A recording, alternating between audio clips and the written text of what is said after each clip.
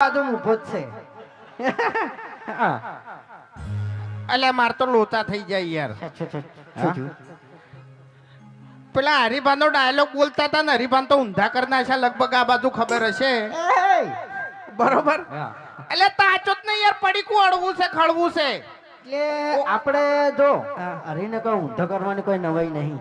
કેટલી વખત ગામમાં ઊંધો કરેલો છે તને કહું. સાચું ખોટું? ઈ વાત તો સાચી છે, પણ કેટલા વાગ્યા છે? 7:30.